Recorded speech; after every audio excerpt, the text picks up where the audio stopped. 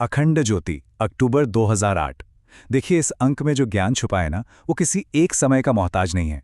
तो आज हम इसके पन्नों में बसी उसी शांति और विवेक की एक यात्रा पर चलेंगे, जो आज की भागदौड़ भरी जिंदगी में हमारे लिए एक रोशनी का काम कर सकती है। तो ये यात्रा शुरू होती है एक बहुत ही सीधे और उतने ही गहरे सवाल से।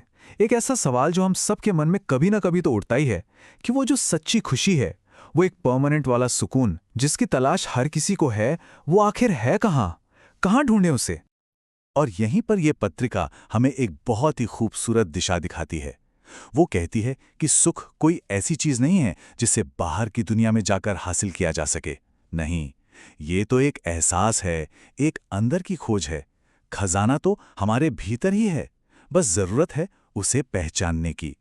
तो इस अंक की गहराई को समझने के लिए हम इन 5 पड़ावों से गुजरेंगे। हम देखेंगे कि कैसे खुशियों के उस छिपे हुए खजाने से लेकर मृत्यु को भी एक उत्सव की तरह देखने का नजरिया हमारी जिंदगी को एक बिल्कुल नई गहराई दे सकता है। चलिए, तो पहले पड़ाव की ओर बढ़ते हैं। पत्रिका के लेख खुशियों का खजाना में एक बड़ी ही मार्मिक कहानी बताई गई है, जो हमारी इस बाहर की खोज की जो निरर्थकता है, उसे दिखाती है। जरा सोचिए, एक इंसान है जो अपनी पूरी जिंदगी एक ही जगह पर बैठकर भीख मांगता रहा। उसकी आंखों में बस एक ही सपना था कि वो अमीर बन जाए, कि ये अभाव खत्म हो जाए। दिन बीतते गए, साल गुजर गए और फिर एक दिन पूरी जिंदगी ही बीत गई, पर उसका वो सपना कभी पूरा नहीं हुआ। वो उसी तंगी में जिया और उसी में इस दुनिया से चला गया। और उसे कभी ये पता ही नहीं चला कि जिस दौलत को वो बाहर दुनिया में खोज रहा था, वो तो हर पल उसके सबसे करीब थी।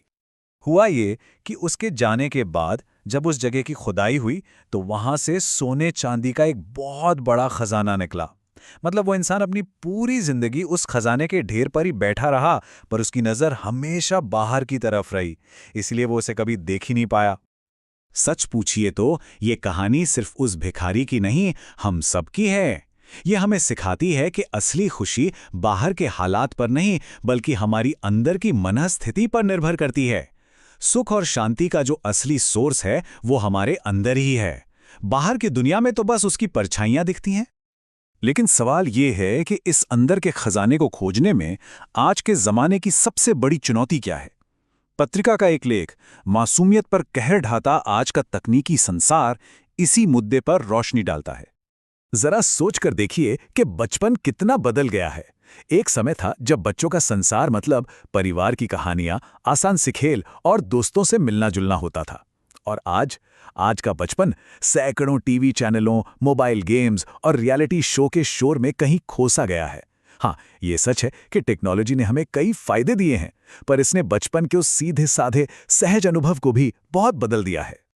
और इस बदलाव का असर भी बहुत गहरा है।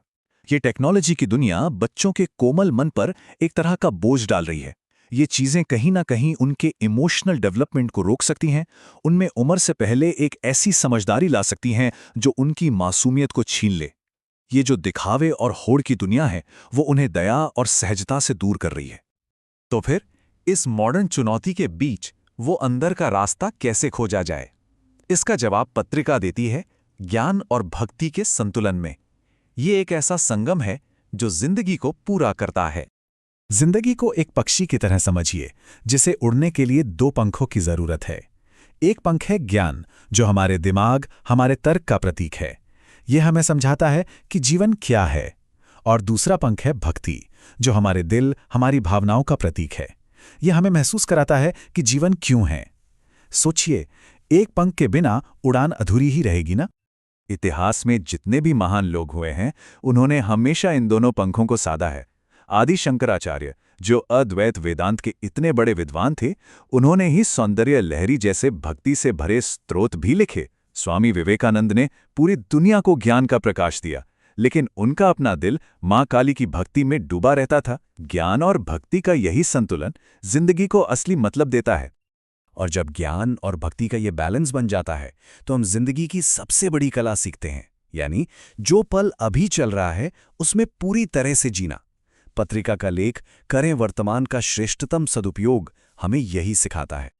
हमारा मन अक्सर 2 ही तरफ भागता है, या तो वो बीते हुए कल की बातों और दुखों में फंसा रहता है, या फिर आने वाले कल की चिंताओं और सपनों में खोया रहता है। और इन दोनों के बीच में जो एकमात्र सच हमारे हाथ में है, ये पल, अभी का क्षण, वो अक्सर हमारे हाथ से बस फिसल जाता है। और जब कोई इंसान इस अभी में जीना सीख लेता है तो जिंदगी को देखने का उसका नजरिया इतना गहरा हो जाता है कि जिंदगी की सबसे बड़ी सच्चाई यानी मौत, उसका डर भी खत्म हो जाता है। तब मौत एक अंत नहीं बल्कि जिंदगी के पूरे होने का एक हिस्सा बन जाती है। पत्रिका हमारे सामने एक बहुत ही गहरा सवाल रखती है। क्या मौत सिर्फ एक डर है, एक खात्मा है, या फिर इसे जिंदगी का एक उत्सव भी माना जा सकता है? लेख मृत्यु को उत्सव बना लीजिए हमें एक बिल्कुल नया नजरिया देता है। दुनिया भर में जिन लोगों ने मौत को बहुत करीब से महसूस किया है, उनके अनुभव हैरान करने वाली हद तक एक जैसे हैं। वे बताते हैं कि उस हालत में कोई दर्द या डर नहीं होता, बल्कि एक गहरी शांति और लेजरते का एहसास होता है। एक दिव्य रोशनी दिखती है, एक गहरे आनंद का अनुभव होता है, जहां दुनिया की सारी चिंताएं बस खत्म हो जाती हैं। और ये सिर्फ कोई आध्यात्मिक अनुभव नहीं है। जब जिंदगी किसी बड़े मकसद के लिए जी जाती है तो मौत भी सार्थक हो जाती है।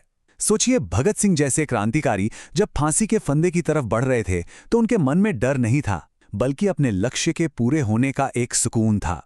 उनके लिए वो एक अंत नहीं बल्कि अपनी जिंदगी की सार्थकता का एक उत्सव था। तो इस पूरी यात्रा का निचोड़ क्या है? निचोड़ बस यही है कि एक खुशहाल और सार्थक जिंदगी की चाबी किसी बाहरी सफलता में नहीं बल्कि एक अंदर की यात्रा में है।